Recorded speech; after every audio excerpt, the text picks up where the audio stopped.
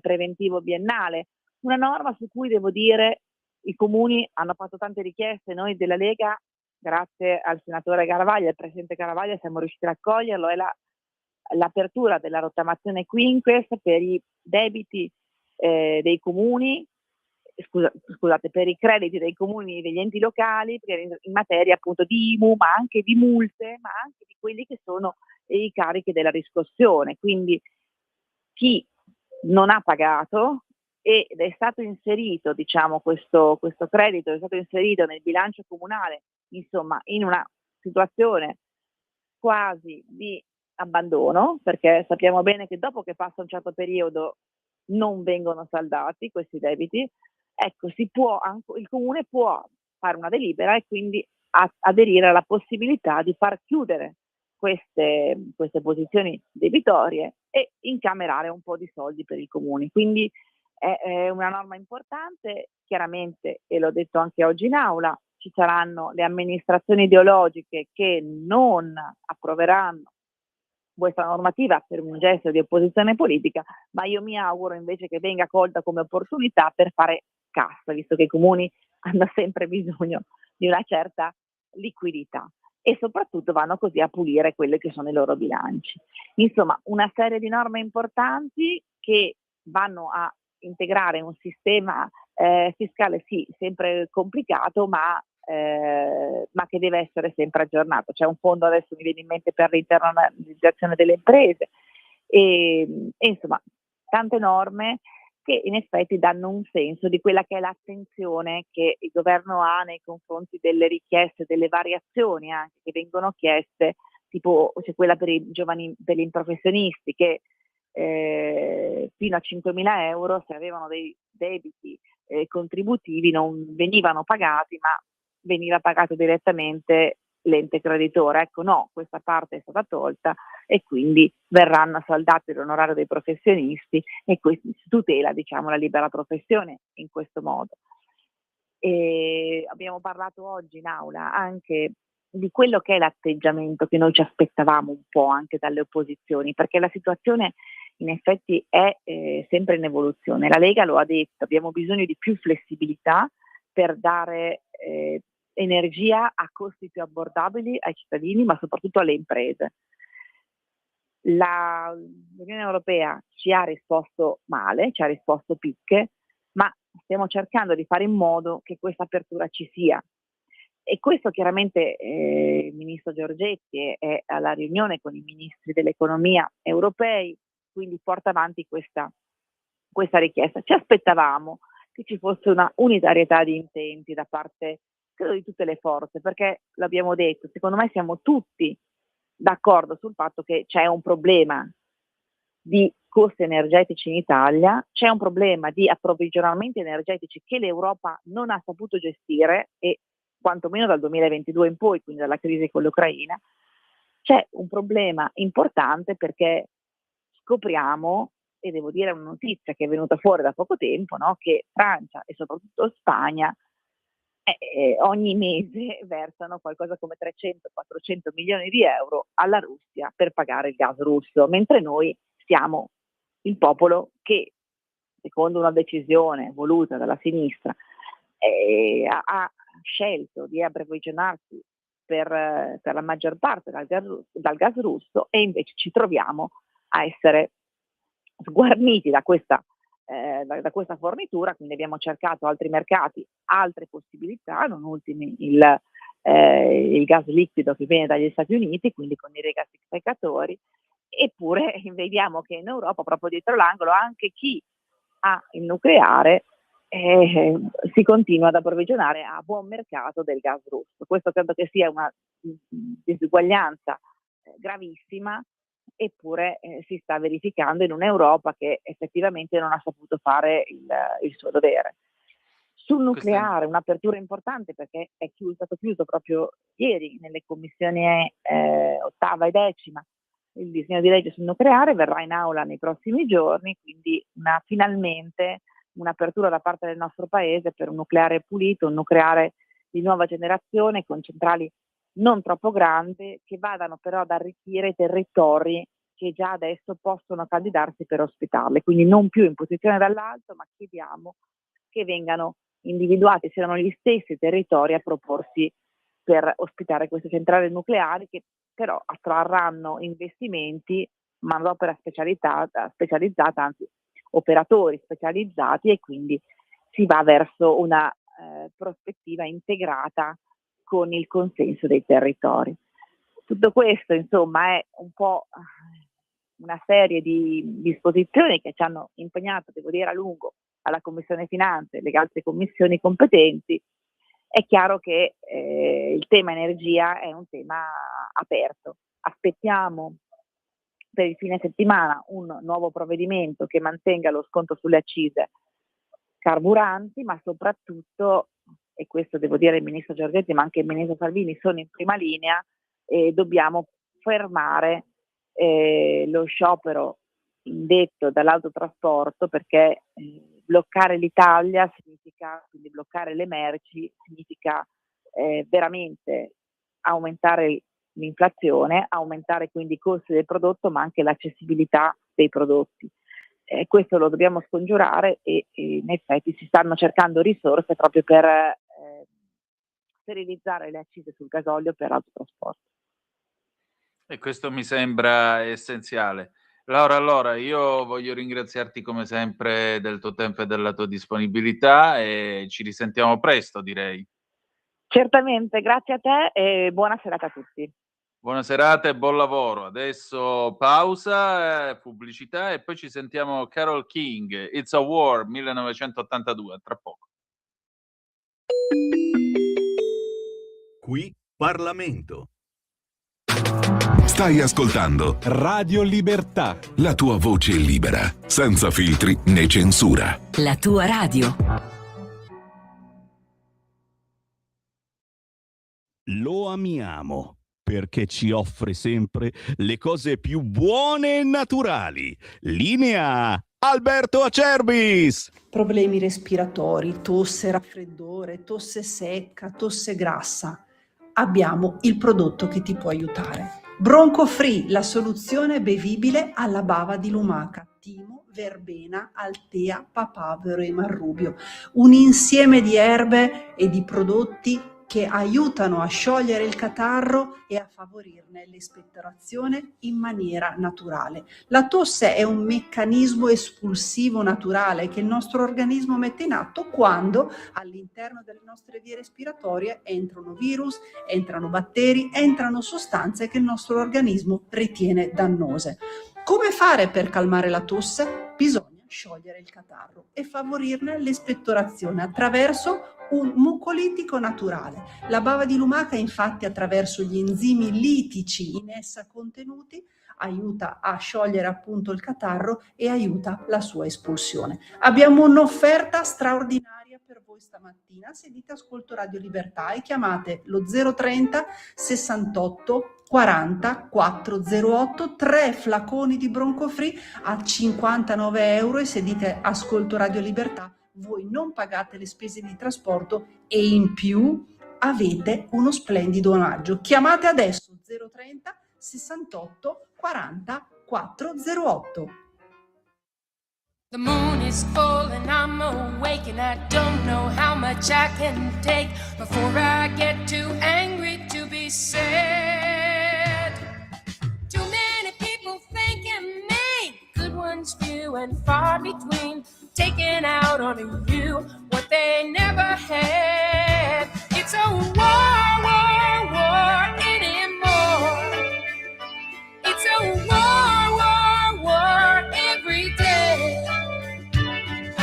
You got to keep your guard up. If someone else's heart up, he'll try to steal your dreams away. Once I thought of compassion as a feeling everybody has. Do unto others, that's the golden rule. But I found to my regret, people I have never met were out to get me. I was just a fool. It's a war, war, war anymore. It's a war, war, war every day. someone else's heart. He'll try to steal your dreams away.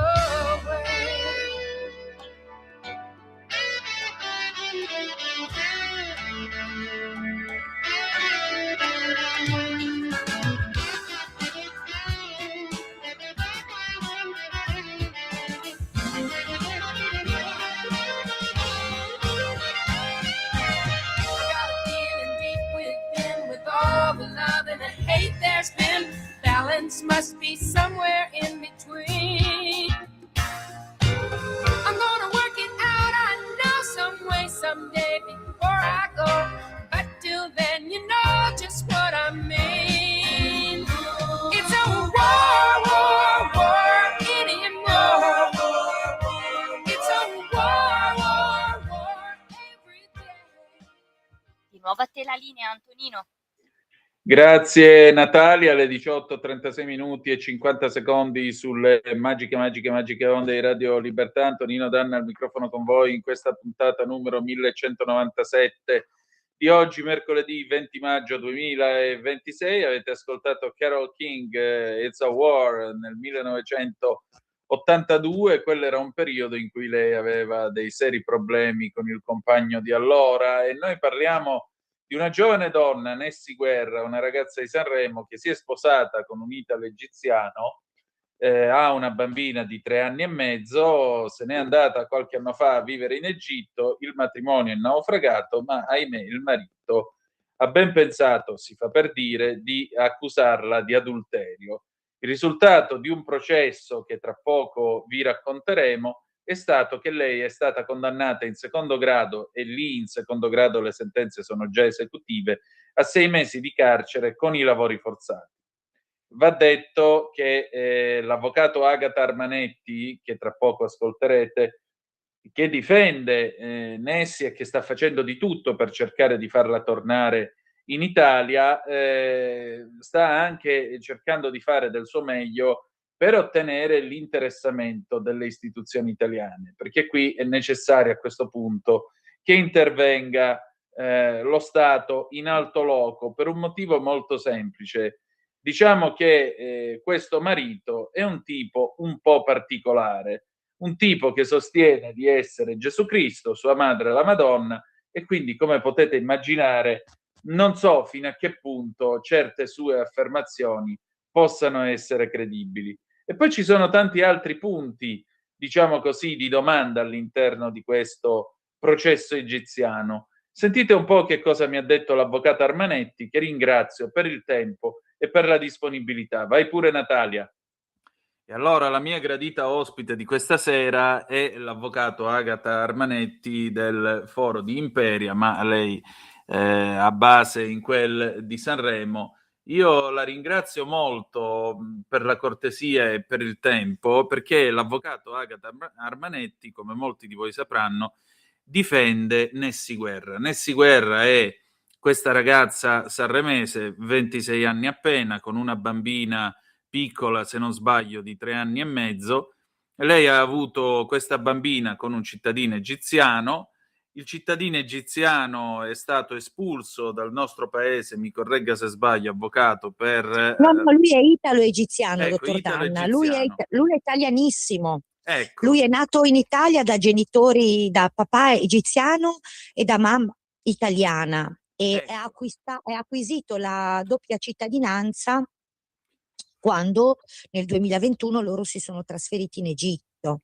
Ecco, dopodiché, una volta arrivati in Egitto con Nessi e con la bambina, è venuto fuori un'accusa di adulterio davanti a un tribunale egiziano. Accusa che per ben 2 volte, se non sbaglio, era stata archiviata, Sì. ma che questa terza volta, ahimè, ha prodotto una sentenza di condanna a 2 anni e mezzo di lavori forzati, o mi sbaglio? No, 6 mesi di 6 reclusione mesi. con lavori forzati. Ecco, 6 mesi di reclusione con i lavori forzati. Ora noi cercheremo di raccontare tutto questo cammino e poi vedremo che cosa si può fare, insomma, per salvare questa ragazza, farla tornare in Italia. Ma prima di tutto, ecco, Avvocato, da dove cominciamo? Come è iniziata questa vicenda? Com'è che lei è incappata nel caso di Nessy Guerra? Prego. Ma allora, io mi occupo di violenza di genere da circa 20 anni, sono stata per anni l'avvocato di riferimento del centro antiviolenza, perché sono stata una delle fondatrici del centro antiviolenza provinciale di qui, di Imperia, di Sanremo Imperia.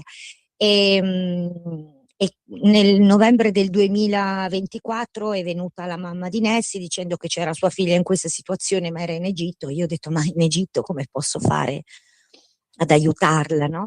E poi, insomma, pian piano ho messo insieme il puzzle di questa storia e mi sono resa conto che comunque questa ragazza è scappata dalle grinfie, se si può dire così, di quest'uomo violento che la picchiava con una bambina appena nata durante l'allattamento, che la sbatteva fuori di casa, la rincorreva, la offendeva pubblicamente davanti a tutti, perché appunto il signor Tamer Hamouda, l'abbiamo scoperto successivamente, inizialmente faceva uso di sostanze stupefacenti, tra cui purtroppo il fentanyl, e successivamente queste sostanze quasi sicuramente hanno fatto in modo che il suo equilibrio psichico venisse compromesso.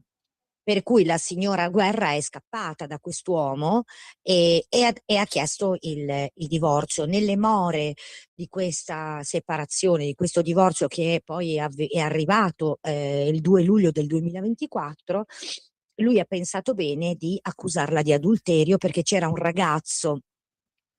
Lei, quando è scappata, si è rifugiata in un resort di proprietà del nostro console onorario di Hurghada, il dottor Orazio Gentili, che si è offerto gentilmente di appunto ospitare lei, e poi successivamente è arrivato il papà insomma, a stare un po' con lei, aiutarla con la bambina. Andava questo ragazzo, che era un cameriere di una pizzeria, a casa del signor Guerra a prendere lezioni di italiano. Perché aveva chiesto al papà di Nessy se cortesemente poteva dargli qualche lezione di italiano, perché il suo sogno era quello di venire in Italia. E il papà di Nessy aveva acconsentito. Lui, siccome la moglie non aveva più nessun tipo di contatto con lui, perché si proteggeva dal fatto che poi lui fosse violento, avesse tentato di rapire la bambina, avesse tentato di picchiare selvaggiamente il suocero e quant'altro, per vendicarsi ha inventato la storia che questo ragazzo aveva una relazione sessuale con sua moglie, che appunto era ancora sua moglie, perché il divorzio non era ancora arrivato. E quindi lui cosa fa? Chiede innanzitutto un blocco all'espatrio per la bambina fino all'età di 21 anni. Quindi la bambina non può muoversi dall'Egitto fino all'età di 21 anni. E poi prova a mettere insieme questa accusa di adulterio. Ora, in Egitto, per essere rinviati a giudizio, sono necessari 4 testimoni che abbiano colto il soggetto nella flagranza del reato. In questo caso questi testimoni non c'erano. Quindi lui, apportando delle foto in costume della moglie, delle foto diciamo in intimo, eccetera, ha tentato di farla accusare, di far aprire la causa per adulterio, ma per 2 volte il pubblico ministero ha archiviato il caso. La terza volta lui si è presentato, questo nel novembre del 2025, con 3 testimoni chiaramente falsi e prezzolati, che avevano reso una dichiarazione davanti a una notaria pubblica, quindi una dichiarazione giurata. E questi 3 testimoni dicevano in questa dichiarazione che avevano visto la signora Guerra compiere l'atto sessuale con quest'uomo, come se uno, quando fa le corna al marito, dice: scusate, venite a vedere che sto facendo le corna al marito. Cioè una roba veramente fuori dal mondo. E in tutto ciò, nel frattempo, la malattia psichiatrica del signor Tamer Hamouda è andata in stato di avanzamento, e lui in tutto questo periodo ha cominciato a inviare PEC a me, agli altri avvocati di Nessi in Egitto e a tutti i giornalisti italiani coinvolti in questa vicenda, quindi anche i giornalisti televisivi, la dottoressa Sciarelli, il dottor Del Debbio, cioè tutti i giornalisti che si sono occupati del caso di Nessi, no? Oddio, devo cominciare a temere delle PEC pure io a questo punto. Sì, io direi di sì. Stia attento alla sua PEC perché sicuramente le arriverà qualcosa. Bene. Dove lui propone degli accordi improbabili, tra cui l'ultimo, che è simile a tutti gli altri, che ha molto stupito tutti, ma a me no, perché comunque era un accordo che lui perpetrava da un sacco di tempo, dove dice che lui perdonerà la moglie se la moglie si sottomette totalmente a lui e se non lo farà, lui gli darà grazioso congedo. Ah. Ok? Che vorrebbe dire grazioso congedo? Secondo lei che cosa vorrebbe dire? Talak, cioè il divorzio secondo l'Islam? No, il grazioso congedo è che secondo me, secondo il mio sentire, potrebbe compiere un gesto irreparabile. Ecco, questo è quello che penso io, poi magari non è così, però gli darò grazioso congedo. E poi ci sono anche dei messaggi audio. Sì, ci sono anche dei messaggi audio perché in tutto questo tempo lui ha anche mandato dei messaggi audio dove, siccome questo signore, naturalmente all'insaputa di Nessi, l'ha portata in Egitto con l'inganno, pensando di sottrarsi ad una condanna a 3 anni che lui deve scontare nel nostro paese per violenza, percosse, lesioni, stalking e truffa ai danni di una signora che si chiama Eugenia Galante, che era una sua ex compagna, una signora di Genova, che è riuscita a farlo condannare per 3 anni e quindi lui per tutto questo tempo ha millantato di aver ricevuto una condanna ingiusta da parte dello Stato italiano e che quindi lo Stato italiano per questo motivo debba risarcirlo con 60 milioni di euro che lui ha già distribuito ai giornalisti che lo aiuteranno, alla sottoscritta, non so, al console, ha promesso dei soldi, no? Questi soldi che dovrebbero arrivare così da un giorno all'altro tramite non so quale mezzo. E in più, essendo diventato improvvisamente, strumentalizzando la religione islamica, lui diciamo si professa Gesù Cristo, Sì. quindi fa dei video dove lui dice che è Gesù Cristo e durante l'ultima udienza di Corte d'Appello, dove appunto il giudice ha ritenuto validi questi testimoni che sono stati portati dal signor Amuda, lui si è presentato tutto vestito di bianco dicendo di essere Gesù Cristo, che mandava dei terremoti se non avessero dato ascolto a lui, e la sua mamma, la signora Marina Venturiero, che ricordiamo in primo grado ha ottenuto l'affido della piccola Aisha, figlia di Nessi, che è la Madonna. Ecco, questo è un po' il quadro folle nel quale sta vivendo la nostra concittadina. Quello che mi stupisce è come può una corte seria dare adito alle dicerie e soprattutto alle testimonianze prodotte da quest'uomo che dice di essere Gesù Cristo, e quindi come può aver condannato la nostra concittadina ad un reato che è assolutamente inverosimile. Tra l'altro io mi sono anche confrontata con tramite il consolato, no? Con dei professori universitari di diritto penale del Cairo, i quali mi hanno detto: ma guardi collega, ma da noi proprio ci saranno in tutto l'Egitto, ci saranno 4-5 processi massimo per adulterio, cioè ci sembra molto strano anche che questo caso sia stato aperto con questi presupposti. Dunque, il signor Tamer Amuda sicuramente avrà corrotto chi doveva corrompere, no? Perché aveva a disposizione qualche soldino che lui aveva ottenuto tramite la vendita di una casa a Genova, e lei sa meglio di me che 50.000 euro in Egitto è come averne 500.000. Beh, certo. Perché lo stipendio medio di un egiziano è 60 euro al mese, quindi quando tu ad una persona per dichiarare XY gli offri 100 euro o 200 euro, quello ti dice pure che gli asini volano.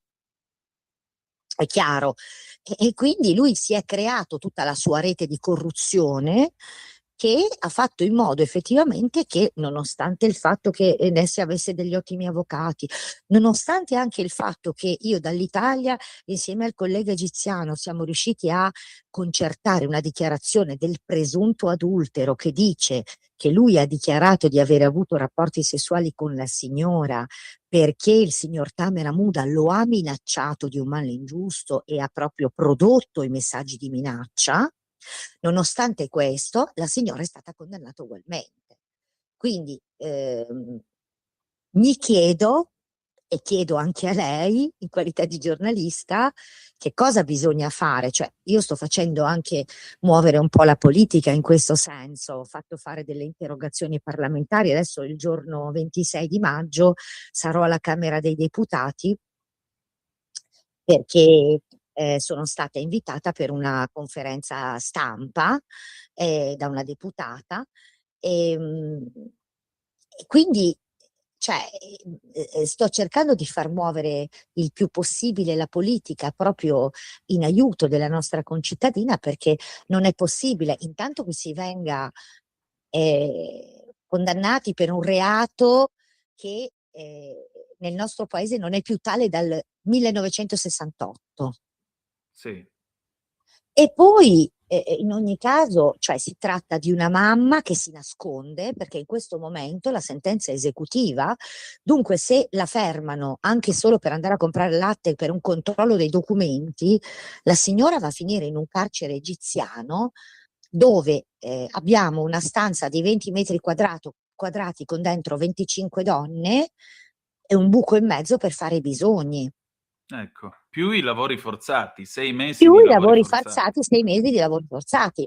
Cioè io credo, voglio sperare e mi piace pensare che le nostre alte istituzioni, per cui il ministro Tajani, l'onorevole Meloni, non siano molto d'accordo sul fatto che una nostra concittadina, mamma di una bambina di 3 anni, che andrebbe nelle mani di un soggetto psichiatricamente compromesso, cioè totalmente compromesso da un punto di vista psichico, possa vivere questo incubo. Cioè noi in qualità di italiani dobbiamo tutelare, anche perché non è che debbano ripetersi determinate situazioni che si sono già ripetute in passato con quella nazione, e lei capisce che cosa mi riferisco. Sì, il caso Regeni, ma ecco, io vorrei tra l'altro dare voce al marito di Nessi, perché state a sentire che cosa dice a Nessi in questo messaggio, ascoltate.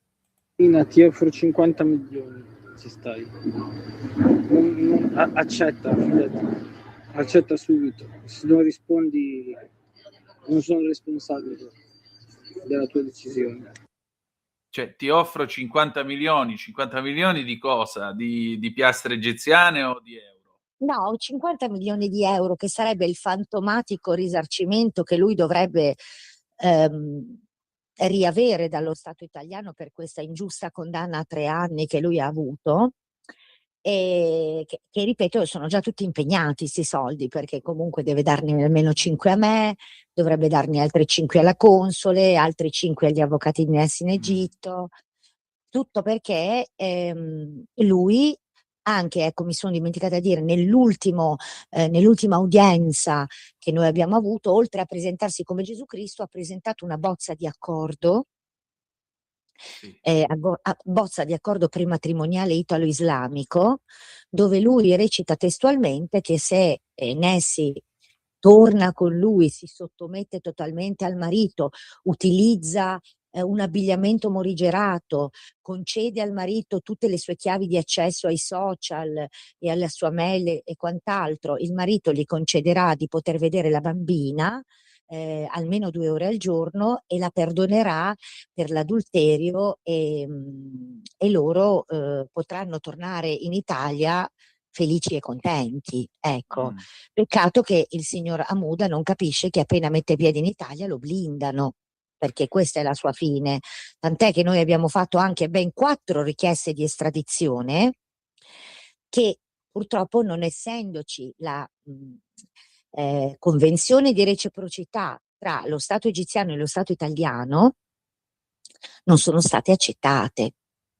Avvocato, mi scusi, ma Alberto Stasi, che come tutti sappiamo è stato condannato come omicida di Chiara Poggi, ora qua in Italia si parla tanto di Garlasco e si dice se dovesse essere provata la sua innocenza, per l'ingiusta detenzione gli dovrebbero dare almeno 4 milioni e mezzo, 5 milioni di euro. E Sì, questo qui per un reato di stalking, che per carità, reato gravissimo, sì, tuteliamo sì. la dignità delle donne, ma mi pare un po' meno di un omicidio, addirittura 50-60 milioni di euro. Sì, vabbè, Cavolo, questo le dà la misura. Intanto ricordiamo che il papà i genitori di Alberto Stasi hanno pagato anche 2 milioni di provvigionale, per cui al limite ne recupererebbero 3 se veramente fosse così, e li hanno già tirati fuori e hanno chiuso una ditta. Insomma, è che la situazione lì è anche abbastanza grave, ma in questo caso è chiaro che questo signore è compromesso da un punto di vista psichico, perché tanto più che, voglio dire, in Italia per avere un risarcimento di un danno per un ingiusto processo bisogna fare un processo. certo. Cioè lui il processo non l'ha neanche iniziato, quindi tra l'altro in Italia ha provato ad avere qualche avvocato, ma tutti si rifiutano di difenderlo, perché è impossibile difendere un soggetto del genere, ma anche in Egitto avrà cambiato 20 avvocati, perché è totalmente ingestibile come cliente, quindi cioè lui è la classica persona che, se dovesse essere rimpatriato nel nostro paese, dovrebbe andare in un carcere psichiatrico, come era quello di una volta di Castiglione delle Stiviere, per intenderci, Sì. che l'hanno chiuso, ma ecco, una cosa del genere, dovrebbe andare a scontare la sua pena lì, perché non è un soggetto equilibrato, potrebbe fare del male serio alla signora, alla bambina, a tutti quelli che sono attorno a lei. Di fatto ha mandato anche delle PEC dove minacciava morte, minacciava l'angelo della morte che sarebbe arrivato davanti al mio studio, quindi insomma è un soggetto che inizialmente non si capiva se c'era o ci faceva, ecco. Io credo che a questo punto un po' e un po', perché ha dei momenti sicuramente di lucidità, ma ultimamente è veramente incontrollabile.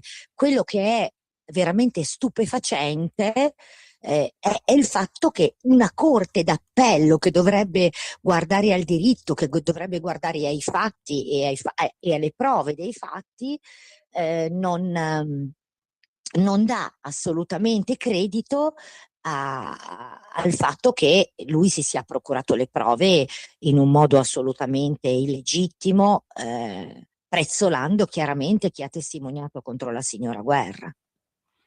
Senta, ma in questo momento, allora, la bambina dov'è e Nessi come vive? Allora, in questo momento la bambina è con la mamma e con i nonni materni, che si nascondono insieme alla figlia, e invece lui, cioè il signor Tamer Hamouda, paga per l'Egitto, non si capisce in qualità di cosa, e si spera insomma che non succeda niente, perché comunque, ripeto, se la signora, siccome la sentenza non è come da noi che si è condannati, cioè la sentenza viene eseguita dopo che è finito il terzo grado di giudizio, no? No, invece da loro no, dopo il secondo grado di giudizio la sentenza è immediatamente esecutiva, e dunque in qualsiasi momento della sua vita Nessi potrebbe essere prelevata e portata in galera, e la bambina potrebbe andare nelle mani di quest'uomo assolutamente privo di ogni scrupolo.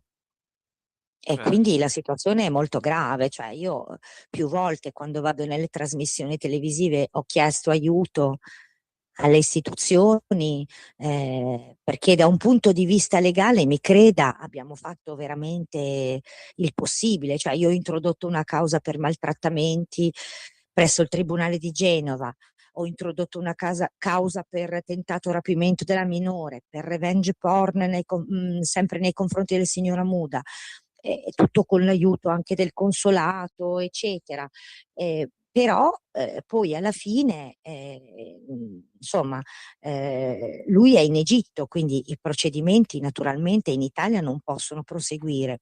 In Egitto non gli fanno niente, ma neanche nel processo per l'affido della bambina si sono posti il problema che la signora Guerra fosse una vittima di violenza. Cioè, nel corso di questi processi, sia nel civile che nel penale, perché abbiamo anche l'appello per quanto riguarda l'affido della bambina, nessuno si è mai posto il problema che la signora è scappata di casa, perché questo la menava come un tamburo.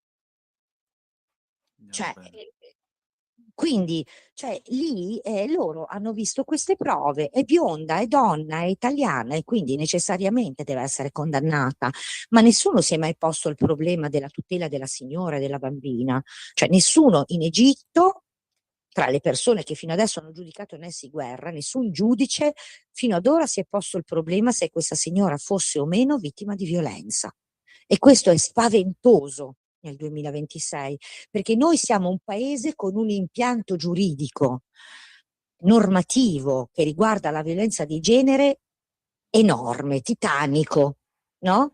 E naturalmente nonostante questo contiamo i morti alla fine dell'anno. Quindi si figuri in un paese dove questo impianto normativo non esiste, quante cose vengono taciute, quante donne vengono vilipese, quante situazioni noi non sapremo mai, che addirittura sono vittime anche delle istituzioni, perché lei non solo è vittima del marito violento, ma è vittima della violenza istituzionale che l'accusa di un crimine che lei non ha mai commesso e non si pone il problema che quest'uomo è completamente pazzo. Cioè, questa è una cosa kafkiana, capisce? Veramente kafkiana. Decisamente. Mi ricorda molto quel racconto di Kafka nella Colonia Penale. Non so se lei l'ha mai letto. E come no? E allora lo diciamo per chi ci ascolta. Nella Colonia Penale c'è questa macchina che in pratica è una specie, immaginate la forma della bistecchiera, ci si mette il condannato nel mezzo, poi la parte superiore che ha degli aculei di vetro da cui fuoriesce del veleno, cala sulla schiena, sulla carne viva del condannato e incide lentamente il testo della sentenza di condanna fino a quando il condannato non muore, o perché è trafitto dagli aculei o perché il veleno è già andato in circolo e poi viene buttato via. Ecco, questa è la situazione in cui si trova Nessy Guerra. L'hanno messa proprio nel bel mezzo della bistecchiera, diciamo così, della macchina della colonia penale kafkiana. Senta, ma c'è una via d'uscita giuridica a tutto questo? Non lo so, un provvedimento di grazia, uno di espulsione, qualsiasi cosa purché torni in Italia con la bambina? Allora, intanto bisogna seguire tutti quanti i passi della legge, quindi adesso ci appresseremo comunque a fare un ricorso per Cassazione proprio per far notare queste incongruenze, anche perché nelle sentenze, la sentenza di primo e secondo grado sono un copia e incolla l'uno dell'altra, e dove il giudice dà delle motivazioni assolutamente assurde, gliene dico una per tutte. Il giudice riporta una sentenza dove dice testualmente che il giudice si può formare il suo convincimento sulla innocenza o meno dell'imputato al di là delle prove versate negli atti. E questo è altro che kafkiano. Il giudice si forma il proprio convincimento, poi se tu porti delle prove non le porti, chi se ne frega. Tu non devi decidere sulla base delle prove, lui decide sulla base del suo convincimento. Quindi questa può ragazza anche tirare come fa? La monetina per aria, sostanzialmente. Capisce?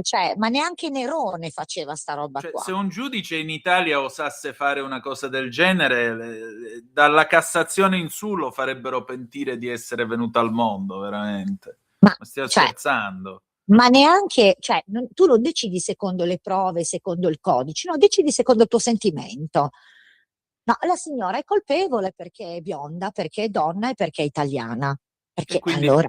E quindi, scusi l'espressione, logicamente una zoccola è un'adultera, questa è la verità. Cioè è proprio lo stereotipo calato Esatto. addosso a una donna. Mi scuso Quindi per l'espressione, ma... no, ma è così. Dove dobbiamo andare? Cioè, la parità di genere è veramente Sì, parità di genere, come no? un'utopia totale in quel paese, assolutamente. Cioè, facciamo fatica noi a combattere il patriarcato, figuriamoci in quei paesi lì, è impossibile, dove veramente il peccato equivale al reato, cioè voglio dire, non esiste più, non esiste una roba del genere. Lei si trova all'interno di un incubo, questa ragazza. Quindi faremo, come le dicevo, la Cassazione e il ricorso in Cassazione, e poi proveremo con le nostre istituzioni a negoziare un rimpatrio. Io spero che le nostre istituzioni, il ministro Tajani, l'onorevole Meloni, si prestino veramente a dialogare con le istituzioni egiziane affinché possano far rimpatriare la signora Guerra. Lei ha scritto anche al Presidente della Repubblica, ha ricevuto una qualche risposta dal Quirinale? Guardi, gli ho scritto in realtà l'anno scorso, poi non gli ho più scritto. Loro mi rispondono sempre, anche l'onorevole Meloni allora mi aveva risposto dicendomi che il caso era attenzionato, ma lei capisce bene che sono 2 anni che il caso è attenzionato. Abbiamo fatto anche 4 interrogazioni parlamentari dove il ministro Tajani seguiamo con interesse il caso della signora Guerra, però la signora intanto è stata condannata 2 volte e non si doveva neanche arrivare alla condanna, perché i segni di squilibrio il signor Amuda li aveva dati molto prima della condanna. Certo. Quindi forse bisognava intervenire un pelino prima, però insomma così non è. Speriamo bene, speriamo veramente che da parte delle istituzioni italiane ci sia una sensibilizzazione. Da parte mia, insomma, io tutti i giornalisti che mi chiedono di parlare di questa storia ne parlo, insomma, in maniera sempre, cerco di essere esaustiva, giusto perché la gente capisca, perché poi sa, noi facciamo anche, non so, delle dirette su TikTok e i commenti sono: ah, vabbè, ti sei sposata all'egiziano, che cosa pretendi? Questo ti succede perché ti sei sposata a un musulmano, adesso te ne stai lì, te ne vai in carcere, perché poi sui social la gente è molto crudele. Certo. Ecco, specifichiamo questa cosa, che il signor Amuda è italianissimo, non parla nemmeno l'arabo. Lui è nato e cresciuto a Sanremo, tra Sanremo e Genova. Se non sbaglio ha fatto anche la cresima e la comunione. Ah, pure. E poi, certo, e poi improvvisamente è diventato musulmano, strumentalizzando la religione islamica per danneggiare la moglie che lo aveva lasciato. Perché lui ben sapeva, per quello che dico che da quel punto di vista lì non so se ci fa o ci è, lui ben sapeva che se fosse diventato islamico integralista in quel paese lì le donne hanno sicuramente un peso minore all'interno della famiglia rispetto agli uomini, quindi le donne adultere vengono condannate, gli uomini vengono perdonati, per esempio. Ecco, quindi lui ben sapeva che cosa andava a fare, è stato anche ben consigliato. Cioè, lui non parla una parola di arabo. Ecco, tanto Però, per dire. però è riuscito a corrompere l'ufficiale dello stato civile facendo sparire il certificato di nascita dove si dice che la bambina è figlia di 2 italiani. Nel certificato di nascita invece redatto dall'ufficiale dello stato civile egiziano, lui è riuscito a far scrivere che la bambina è nata da un cittadino egiziano e da una cittadina italiana. Bene. E quindi la minore è contesa tra 2 stati perché il certificato dice quella roba lì. Cioè, quindi lui non è completamente pazzo, è un pazzo lucido. Diciamo che Quindi, ha un suo metodo, c'è del metodo. c'è del metodo in questa follia, quindi per questo che io dico che lui è estremamente pericoloso. Certo. Uno così è estremamente pericoloso, perché è uno che si configura comunque una strategia, non è che è un pazzo senza programmi, no, i programmi ce li ha e ce li ha molto ben chiari. Quindi veramente lo Stato italiano ci deve aiutare, ma proprio tanto, perché comunque non esiste che una mamma con una bambina piccola vittima di violenza debba essere vittima anche delle istituzioni di un altro paese. Non penso che lo Stato italiano permetta questo, non voglio pensare così. Avvocato, noi terremo questo microfono a disposizione su Edinessi tutte le volte in cui vorrete intervenire e seguiremo questa vicenda, perché è giusto che lei torni sana e salva in Italia con sua figlia e speriamo al più presto possibile.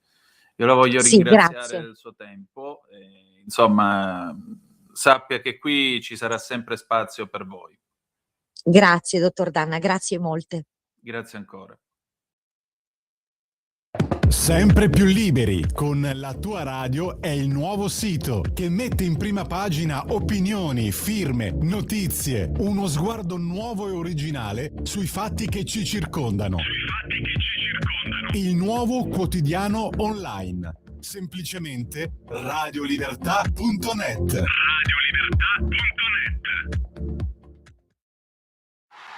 Fritti, scampi e chianti, calamari, Luca sei per me numero uno. Cannelloni, lucaccioni, pepperoni, Luca sei per me numero uno. Bella donna, mamma mia, alimenti, ciao, Roma, Roma, Ribéry, amore mio. Mozzarella, mortadella, Nutella, Luca sei per me numero uno. Stand by for action.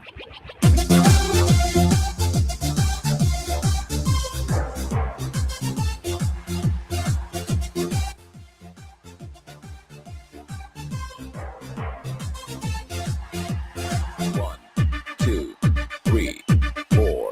Prego, faula loccatore, simulazioni. Prego, loccatore, ma è un baiumela che campioni loccatone. Baione, minestrone, operone, Luca sei per me numero uno. Italiani, trif, germani, grosse cappe, Luca sei per me numero uno. Bella donna, mamma mia, alimenti, ciao, Roma, Roma, Ribéry, amore mio. Amaretto, Rigoletto, Benedetto, Luca sei per me numero uno. Once again. 3, 4.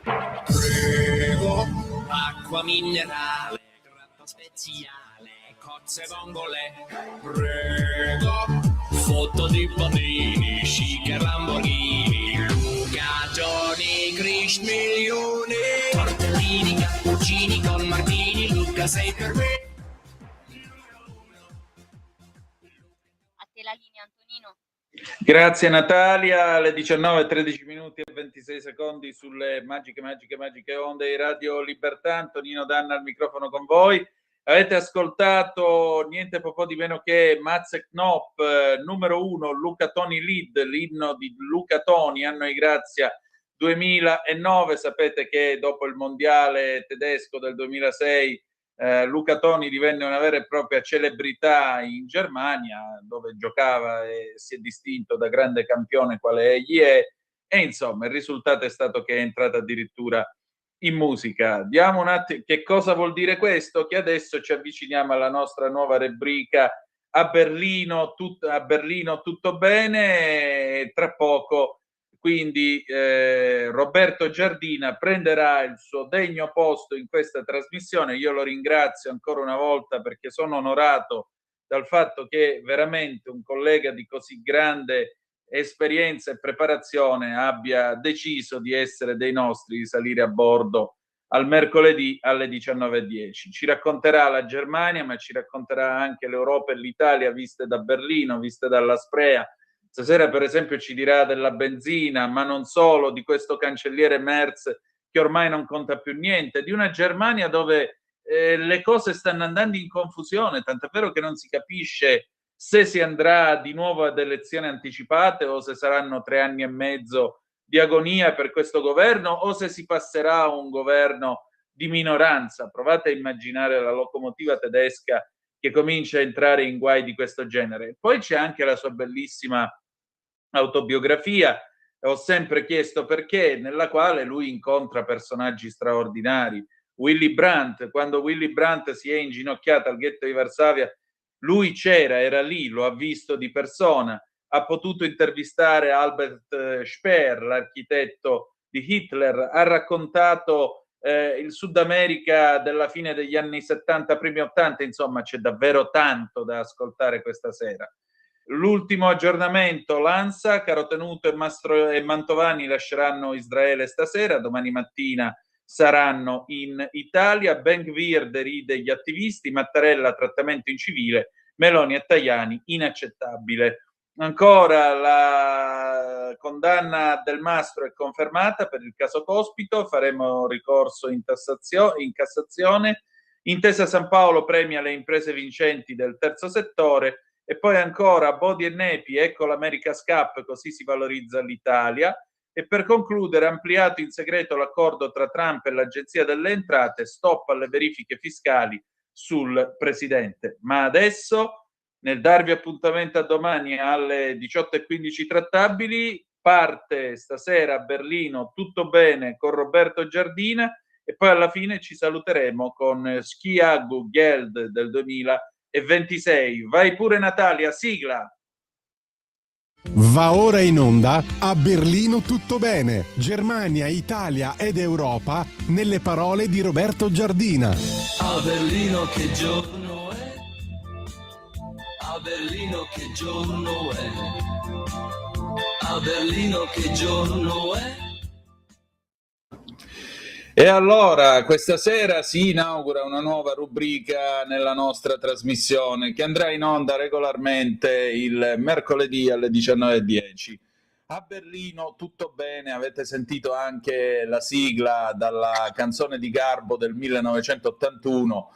Tra l'altro Fiorello qualche giorno fa alla radio ricordava che quando esplose questa canzone nei primi anni '80 divenne un vero tormentone. Lui faceva il DJ ad Augusta e una sera uno si avvicinò e gli disse «Oh!» e lui disse «Che c'è? Mi metti Awillino?» «Cosa Awillino?» «La canzone quella che fa Awillino che giorno?» E quindi lui riuscì a capire che non si parlava di Avellino ma si parlava di Berlino. Per fortuna dalle rive della Sprea noi avremo il co-conduttore di giornata che è Roberto Giardina, valoroso collega, io ovviamente lo dico con dovuto rispetto, che ha scritto lungamente per la Stampa, oltre 50 anni passati a raccontare la Germania, a fare l'inviato per il mondo e poi ancora continua a scrivere della Germania su Italia Oggi e a raccontarcela. Da ultimo ha anche scritto una corposa autobiografia, sono circa 700 pagine. Ho sempre chiesto perché, edito per Torri del Vento, ed è un lungo viaggio all'interno del giornalismo italiano, ma anche all'interno della sua editoria, perché lui si è occupato anche di dirigere collane editoriali e in particolare è la storia di un lungo viaggio attraverso una vita, ma anche attraverso una serie di nazioni, attraverso una serie di cose che non esistono più, il Concorde, i giornali che avevano lo stenografo e il dimafonista a cui dettare gli articoli, poi il passaggio all'elettronica, ai word processor, la posta elettronica e così via. Ecco, Roberto Giardina ha attraversato tutto questo e ha attraversato anche l'evoluzione di parte del mondo e della politica tedesca e quindi da stasera io veramente sono onorato di averlo con noi, con una presenza fissa a raccontarci il mondo visto dalla Germania. Roberto, allora intanto grazie ancora una volta, te l'ho detto in privato ma te lo ripeto pubblicamente. E poi l'altra cosa che ti dico è questa. Prima parliamo un attimo della tua biografia. Perché hai sentito l'esigenza di scrivere questa biografia? Ecco, è una domanda giusta che mi aspettavo, perché un'autobiografia è sempre un atto di vanità. Io però, come tutti forse, mi sono chiesto perché mio padre e mia madre hanno fatto questo, hanno sbagliato, potevano fare un'altra cosa. E gli sbagli non sono sempre sbagli, certe volte sono scelte obbligate, oppure anch'io certe volte ho scritto quello che pensavo e sapevo che avrei avuto dei guai con il mio giornale, ma uno se è sicuro di quello che vuole dire o di quello che vuole fare, lo fa sapendo che poi pagherà un prezzo. Quindi ho pensato, ma domani se lo chiederanno anche i miei figli, i miei amici di me, e quindi voglio scrivere una specie di autodifesa, lo dico con autoironia preventiva. Io poi ero nel dicembre del 23 ospite del mio editore a Palermo, Luigi Di Salvo, che è una persona straordinaria perché ama i libri, quindi è molto raro ormai, dato che tutti leggono sempre di meno. E lui mi ha detto, no, cosa stai facendo adesso? Dico, non posso sempre scrivere un romanzo ogni anno, scrivo la mia biografia e me la stampo io. E lui mi ha detto, ma no, per carità, te lo faccio io per te perché il tuo mestiere interessa. Io spero che non si sbagli, perché in realtà purtroppo il giornalismo è cambiato rapidamente, adesso tutti credono di sapere notizie su Facebook o su social, come si dice, ma quando l'informazione è immediata e quindi viene bruciata subito, mentre servono approfondimenti. Questo naturalmente, parlando di quello che mi è accaduto, di quello che è accaduto anche alla mia famiglia, parlo del giornalismo e non lo faccio con nostalgia, perché se il mondo cambia e bisogna accettarlo, ma le regole base del giornalismo sono sempre le stesse, le cifre W inglesi che sono dove, come, quando, e poi alla fine il perché why viene sempre dimenticato, perché è scomodo e in certe situazioni è anche pericoloso. Uno ci può rimettere la carriera e purtroppo qualche collega da qualche parte del mondo ci ha rimesso anche la vita. Quindi da bambino chiedevo sempre il perché e me lo chiedo anche adesso. Il perché lo chiedo anche a me. Quindi non sempre si trova la risposta, ma bisogna cercare di sapere perché accadono dei fatti. Questa è la cosa più importante, anche perché il compito del giornalista è anche spiegare perché questo accade, ed è anche la differenza tra un giornalista e un complottista. I complottisti sanno sempre che cosa sta accadendo, ma non sanno mai perché stia accadendo, sanno solo dire i poteri forti qua e là. Il compito del giornalista dovrebbe essere andare a vedere dietro la tendina che cosa si nasconde e raccontare per quale motivo si sia arrivati a questa situazione, cercando la possibile verità, diceva Enzo Biagi, non la verità, perché nessuno di noi firma con lo pseudonimo Gesù Cristo, quindi non è quello il nostro compito, ma la possibile verità, mettendo assieme le cose che, diciamo così, raccogliamo ogni giorno e mettiamo pazientemente assieme, e poi diciamo, ragazzi, questa è la nostra inchiesta, questa è la nostra possibile verità. Qualcuno potrebbe essere d'accordo, qualcuno no, però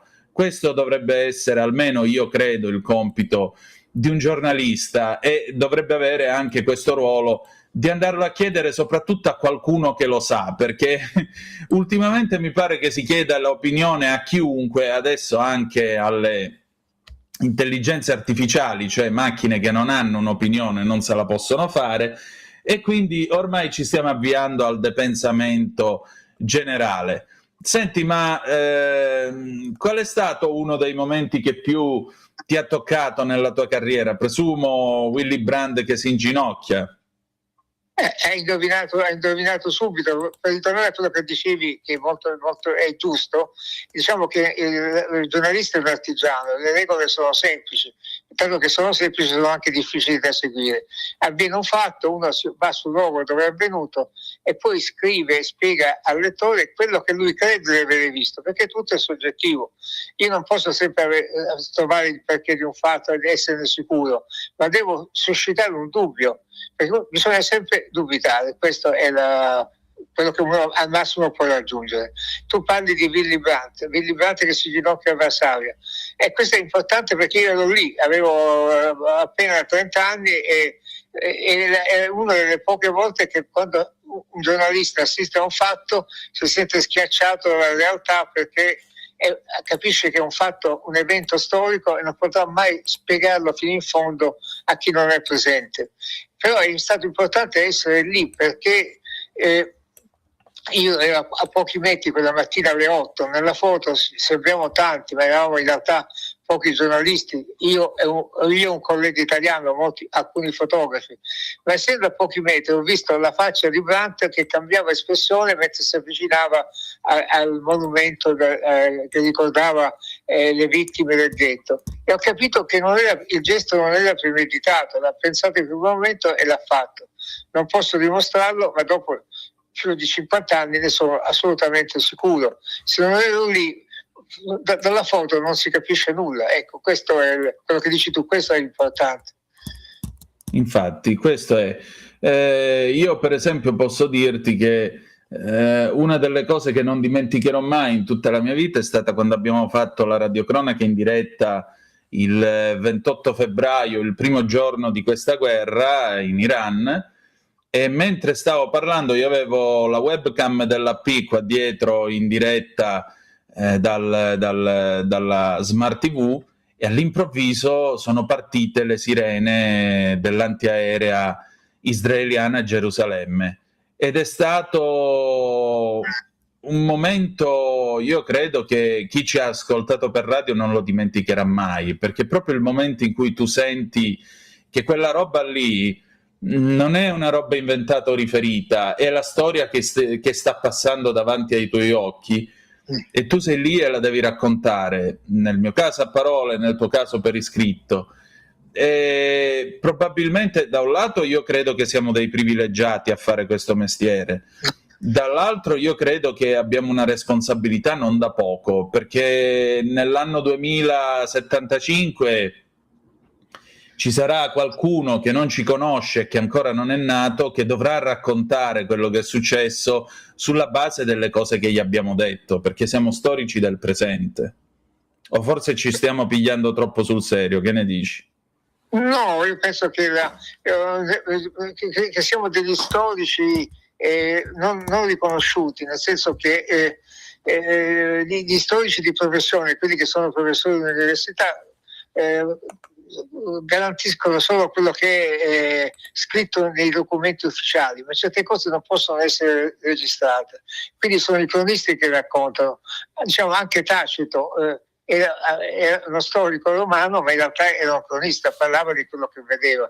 Quindi diciamo che non ci diamo molta importanza, ma senza quello che si vede, quello che si riferisce, domani non si potrà fare la storia. Questo, e poi anche la storia è tutta relativa, ovviamente. E anche il tempo, questa è una cosa scontata, ha una velocità sempre diversa. Per me, quando il mio direttore a Torino, Giulio De Benedetti, raccontava di aver intervistato, lui ebreo, Hitler nel 23, quando non era ancora il Führer, stava per finire in galera, anzi prima del tentato putsch a Monaco, e per me sembrava che parlasse di un secolo prima. Io all'epoca avevo 23 anni, ma erano passati appena 40 anni, che è il doppio della mia vita.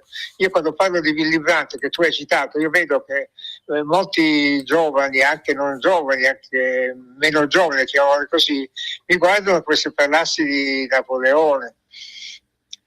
Certo. Senti, ma tu sei stato anche nel Sud America di fine anni 70, primi anni 80, periodo anche molto caldo, e lì hai rischiato letteralmente la vita. Sì, ho avuto il premio Lino, quel premio di giornalismo che danno a Milano, con la motivazione per il mio coraggio. Io non sono stato coraggioso, semplicemente non avevo capito nulla, e quindi ho rischiato la vita senza saperlo, perché sono andato fino sulla Cordigliera, nel posto dove erano il regime di San Salvador aveva trucidato 250 donne e bambini e non c'erano prove. Sono arrivato lì, questo lo racconto un po' sempre così per sdrammatizzare, perché avevo noleggiato con autista, dato che non avevo i soldi, avevo soltanto una carta di credito e potevo fare questo, una Cadillac rosa enorme che è giunta su questo si chiamava olio de aguas, quindi una sorgente che era in montagna, un posto impervio, e lì sono questi uomini che erano poi ragazzi del regime, che erano tutti orgogliosi di quello che avevano compiuto e mi hanno visto come se giungessi con un'astronave, quindi mi hanno mostrato tutte le prove dell'eccidio che avevano fatto.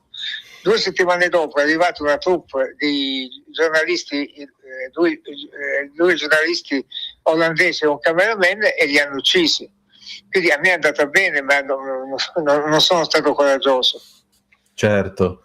Senti, nel tuo andare tra personaggi il cui nome resta nei libri e così via, secondo te c'è un tratto comune a tutti loro? Cioè c'è qualcosa che unisce Willy Brandt ai guerriglieri che hai incontrato nel Sud America? Sono protagonisti della storia, ma secondo me non se ne rendono conto. Ecco, anche Willy Brandt è una persona molto umana, e anche l'impressione che fosse timido ed era un cattivo politico, e questo per me è un complimento, perché aveva degli ideali, seguiva questi ideali.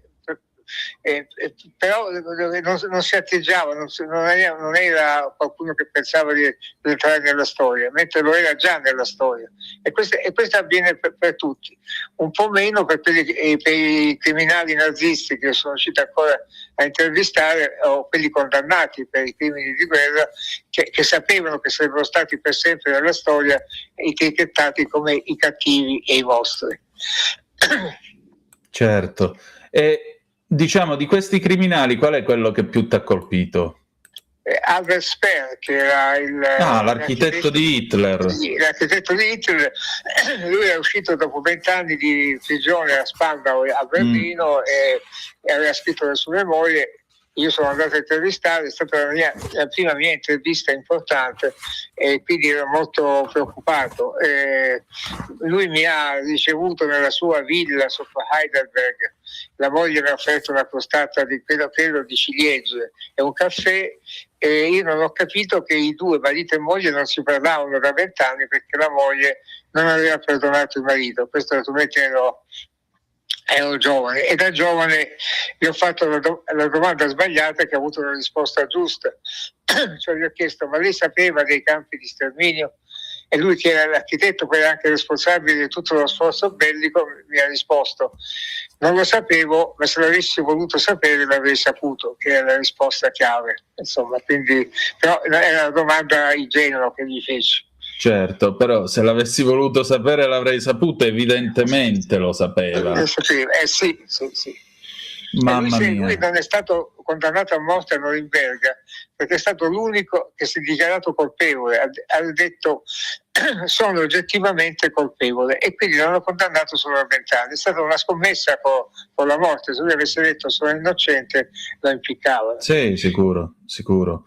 Ma tu l'hai riscontrata la banalità del male di cui parla la Arendt in uno come Speer? Cioè tu arrivi lì, ti servono una crostata alle ciliegie, che mi sembra veramente di andare a trovare due nonnetti in fondo. Quant'anni poteva avere Speer quando l'hai intervistato tu? Una settantina? E lui era giovane, era l'età di mio padre, aveva 62 anni. Ecco, comunque vai a trovare due, non dico due nonnetti, ma due persone vicine alla pensione, dai, per i tempi. Ti servono la crostata, eppure quello lì è l'uomo che stava progettando la Hauptwelt Germania, mi pare si chiamasse, la capitale. La capitale Germania, doveva fare il Pantheon per Hitler, ha secondato tutte le sue manie di grandezza. Voglio dire, era uno che era invischiato col male personificato fin sopra i capelli.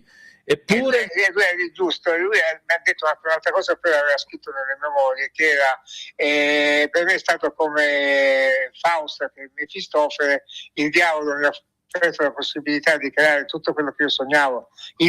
La carta bianca di creare una città nuova distruggendo la vecchia Berlino, dice non ho resistito alla tentazione. Questa è un'altra cosa che dissi. E per chi vuole venire a Berlino, l'unica cosa che rimane della Germania progettata da Hitler, voluta da Hitler e progettato da Speer, è il viale del 17 giugno, perché lì doveva essere l'arteria principale della nuova Berlino. È rimasto un viale che passa attraverso il parco, finisce alla porta di Brandeburgo. Ecco.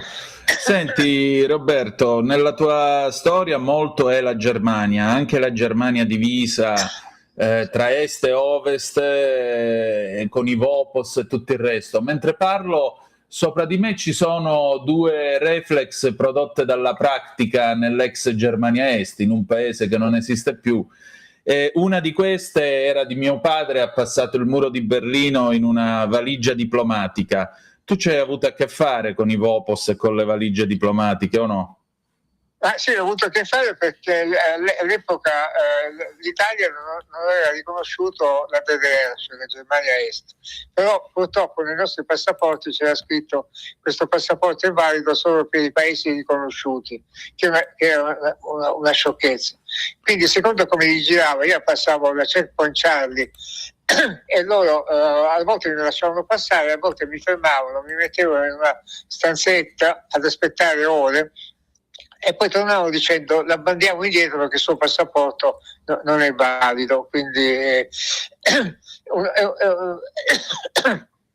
e questi erano i tempi. Adesso naturalmente per riconoscere dove passava il muro di Berlino hanno messo dei San Pietrini di colore rosso cupo, perché non si sa più esattamente dove passasse, esattamente a quanti metri di distanza, 10 metri, 20 metri, quindi 36 anni dopo il confine si riconosce attraverso le foto fatte dai satelliti. Niente di meno.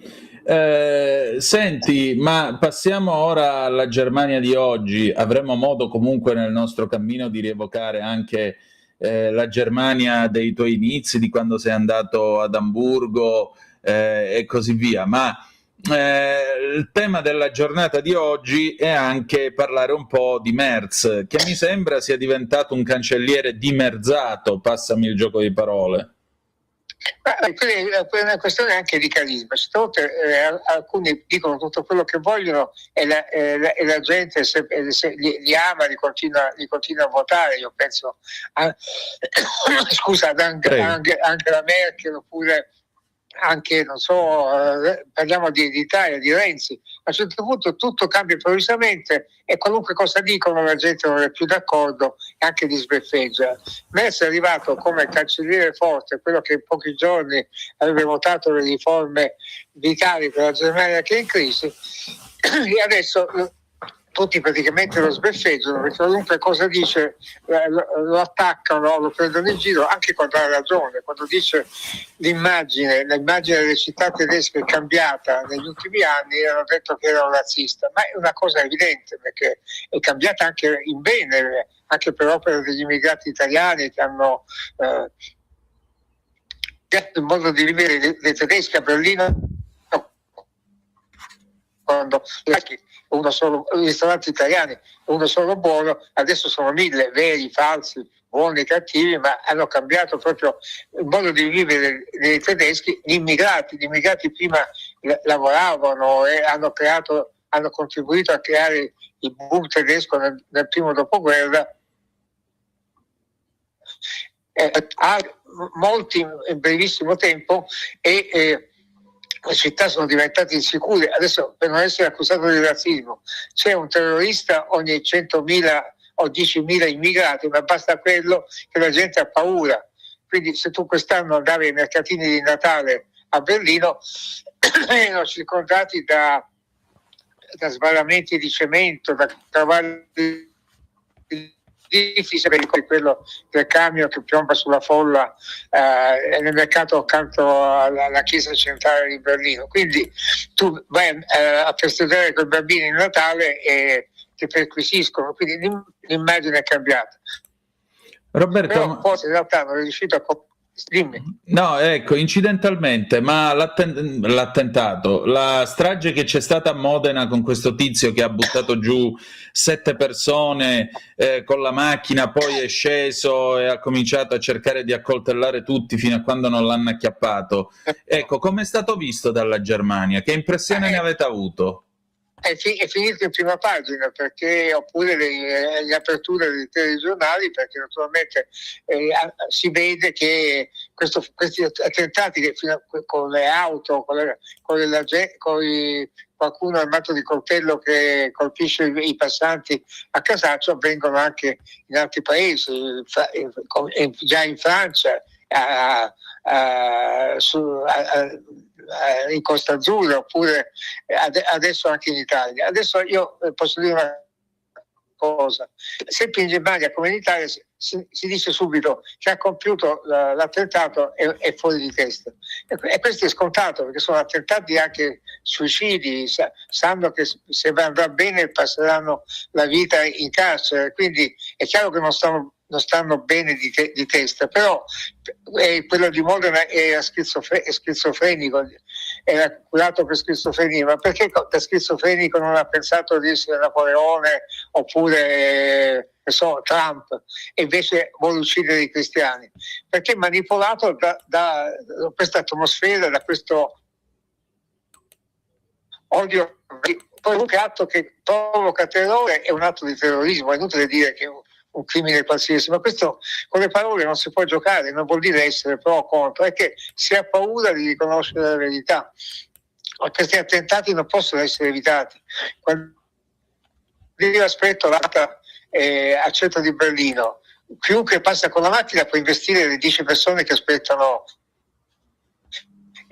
autobus. E come si fa a evitare questi attentati? Bisogna convivere con l'insicurezza, e semplicemente il consiglio è di non pensarci, se no non si vive più. Certo.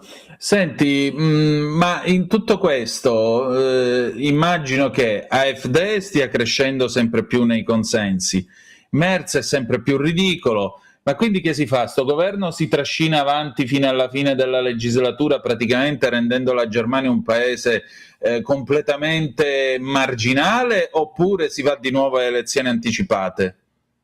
Questa è una domanda con una risposta difficile, perché l'ultimo sondaggio dice che la maggioranza dei tedeschi è convinta che non giunga alla fine del mandato fra 3 anni, anzi che il punto cruciale saranno le elezioni in 4 regioni ancora, in cui 2 in Germania Est, in cui probabilmente l'AfD conquisterà il primo ministro regionale, che sarebbe uno shock.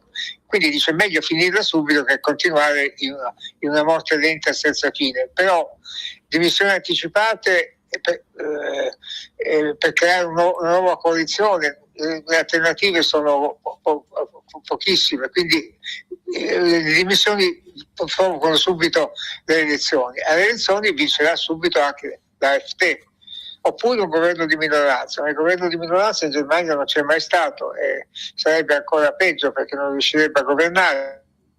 Quindi sono contento, fra 3 anni l'AfD già adesso secondo i sondaggi è al primo posto con 29%, e i cristiano-democratici di Merz sono al 22%, 7 punti di disastro, e non si sa cosa fare. E purtroppo i 2 partiti al governo, cristiano-democratici e socialdemocratici, continuano a litigare. Non sono d'accordo su nulla, ogni proposta viene bloccata dalla sinistra, oppure anche parte dei deputati di Merz sono contrari perché dicono che Merz va troppo a destra, e a destra e a sinistra hanno dimenticato il centro, e chi vota per l'AfD non sono neonazisti o razzisti, sono il 20% circa, come in tutta Europa, in Francia, da noi o altrove. Sono gente scontenta e che ha paura, perché i storici non riescono a dare quella svolta ormai vitale. Ci sono 3 milioni di disoccupati, che è un record da 15 anni. Ultimamente 58.000 operai hanno perso il lavoro nell'industria automobilistica, e queste sono quasi 60.000 famiglie, e questi non prendono un posto, un'occupazione alla durezza, e questi votano a destra per rabbia, per delusione, ma non perché potrebbero essere recuperati, ma nessuno riesce a fare nulla. Però un paese come la Germania non può perdere la strada, insomma. Churchill diceva che non sono bravi a improvvisare i tedeschi, e allora chi è che ha le idee chiare in questo panorama politico? Tutti hanno idee chiare, però quelli che stanno al governo hanno idee opposte. Quindi, per esempio, ti faccio un esempio, no? Klingbeil, che è il ministro delle finanze e vice cancelliere, è uno dei due capi del Partito Socialdemocratico. Dice: bisogna tassare i ricchi perché non possiamo fare ancora andare troppo in rosso. E naturalmente io ho penato per cercare cosa intendesse per nuovo ricco. Nuovo ricco per lui è uno che ha uno stipendio, un salario lordo di 78 mila euro all'anno, che sembra molto, ma lordo vuol dire che in Germania devi contare anche le trattenute per la pensione, per la mutua e tutto il resto, e si riduce alla metà. È una famiglia con 4.000 euro al mese netti, se deve pagare l'affitto, deve mandare i figli a scuola, vive bene, ma non è ricco, questo è. Mamma mia. Se uno ha un genitore anziano che deve andare in una residenza per anziani, che non sono ospizi terribili, sono da medi anche di lusso, ma comunque servono almeno 5.000 euro al mese, e chi li ha da pagare? Infatti. Quindi dire che è ricco è uno che appartiene al ceto medio, è anche un operaio della catena di montaggio della Mercedes o della Volkswagen, arriva a guadagnare 5.500 euro lordi al mese, sempre lavorando, e quindi non è un proletario al ceto medio che l'assistono. Sì, non ha senso, insomma, considerarlo un nuovo ricco. Senti, ma questa settimana, secondo te, qual è il tema più dibattuto in Germania? Il tema dibattuto è sempre l'energia, perché grazie per la benzina in Germania il prezzo è esploso. Anche questa è una piccola notazione. Il governo della Meloni in Italia ha assicurato uno sconto di 17 centesimi sul prezzo della benzina e del diesel. Sì, il decreto sulle accise. Questo sconto non viene praticato, o viene praticato da pochi distributori di benzina, perché le grandi società petrolifere si tengono per lo sconto, no? Ebbene, non c'è una legge federale che consenta al governo di Berlino di reagire. Cioè, perché se non ci avevamo pensato, non c'è una norma, cioè ognuno può fare quello che vuole. È una Germania che tutti pensano perfettamente organizzata. Insomma. Pazzesco, cioè loro non sono in grado di ridurre le accise come abbiamo fatto noi, straordinario. No, di farle veramente, le riducono, ma poi quando vai a fare il prezzo che ti fanno è di 2-3 centesimi in meno invece che 17. Poi c'è anche un'altra norma, non una legge ovviamente, che le stazioni di servizio, io ce n'ho una di fronte alla mia strada, cambiano il prezzo di ora in ora, sembra come un tassametro. Mamma mia. E tu lo paghi di più, di venerdì e il sabato lo paghi di più. Dico, questa è solo una speculazione per chi vuole andare a fare una gita. Scusa, quanto viene un litro di benzina in questo momento dalla tua finestra?